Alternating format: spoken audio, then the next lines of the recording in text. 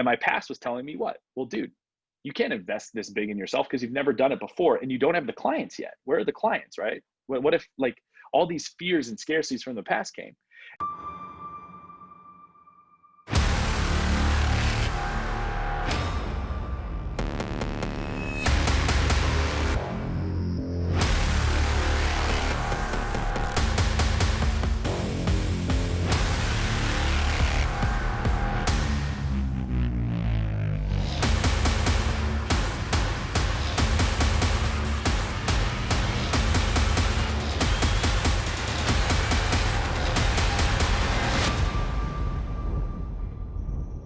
Can I do this? Can I drop 10K on this after I just put this money out there and this money out there and, let all these other clients go?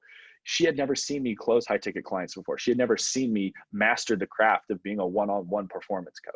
And I would have asked her, she probably would have been like, I don't know, man, like maybe wait until after the wedding, wait till 3 to 4 months later, right? Like, and truly, because she was seeing me as my past self, she didn't see who I was becoming yet. And that's not her fault. I'm not saying that, but I'm saying if I take this impetus for a new thing and I run it through the filter of my past self and then I sit on it, right? Like this is what we typically do too, right? We multiply the shit by time, right? We wait, we think.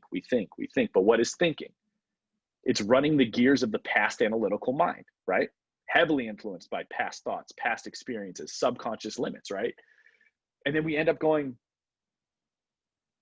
our subconscious says it's unsafe. But again, sometimes we don't speak the same language as our subconscious and we just go, I'm not going to do it. I'm not going to do it. Raise your hand if this has happened. Right? Like small scale, large scale. Right? And really what this is just a formula for becoming powerless. Right? All of this equals powerless.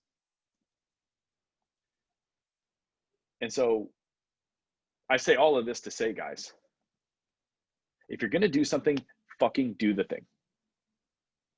Right? I say that from my heart. I know it sounds cold, but if you're going to do something, fucking do the thing. If you're going to do something, fucking do the thing. I get it. You've been raised to think that that is irresponsible. You've been raised to think that things have to be jammed into the filter of the analytical mind.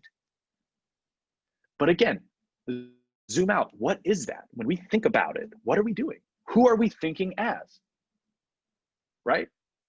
We're thinking within the circumstances that our past self created. We're using, whether consciously or subconsciously, this big board of evidence created by the past self of things that went wrong, all of these fears, all these assumptions, all of these things from our past self that are heavily influenced by our conditioning, that are wedged into our subconscious mind, right? And then we usually consult people who, again, like, they're not trying to fuck you over, but they've seen you as your past self and they want you to stay comfortable, right? Our friends and our family, they want us to stay comfortable. That's not them being shitty, right? But like, they want us to stay comfortable. And so we do this and then we sit on it and we wait, we sit on it and we wait, and more circumstances from our past self show up, right? Boom, boom, boom. And we go, yeah, I can't do this. I can't do this. And so, dude, like, it's not irresponsible to commit to fucking something, because here's the thing, when you commit to the thing, right? And we say this all the time, and you could think this is woo-woo, you could think this is, metaphysical. I don't give a fuck, but we say this all the time, man. Like when you commit to something, and then, dude, this checks out on the quantum level. When you commit to something, right? When you say, this is the future I'm having, that future turns around and fucking lassos you to it. And it goes, cool, this is what you want, stay with me, and I'm going to initiate a series of predetermined events that are stepping stones so that we can be together, so we can be aligned. That's what we do on the quantum level when we visualize and we declare things and we commit to things, okay? And so, like, literally, we say it all the time, the end is secure. When you fucking commit to yourself, who's here has read The Alchemist? Right? There's this fucking line in The Alchemist, I love it. He says, like, when you commit yourself to something, the universe conspires to make it so on your behalf. Right? And so the pieces start rearranging around you to literally make the thing possible for you, with you. And so the commitment is so much more important. The commitment is so much more powerful than sitting back and going, let me think about this. Because again, the mechanism of thinking, and I'm not saying like your analytical mind sucks, but I'm saying you got to understand when we say, I'm going to think about this, you're consulting your past self. You're consulting the circumstances created by your past self. And sometimes we're consulting people who have known and see us as the accumulation and culmination of our past self on the razor's edge of right now. And that is not conducive for massive fucking growth.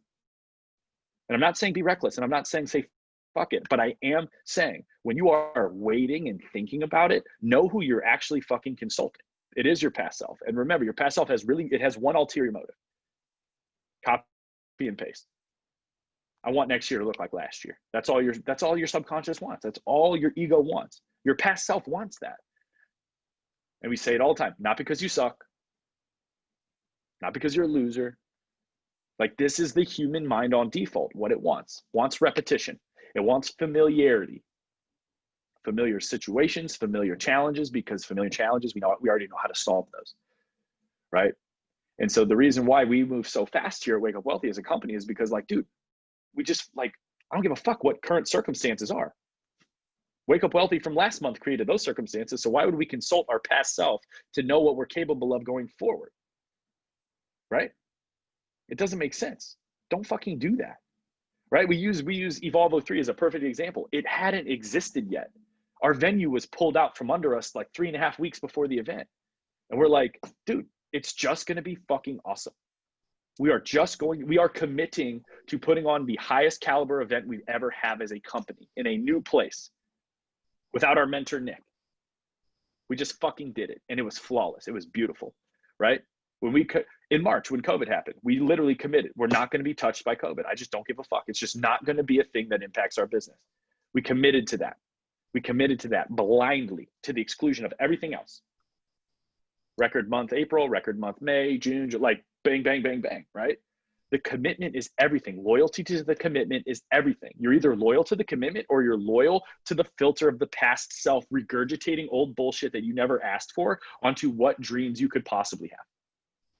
It's one or the other. There is no neutral.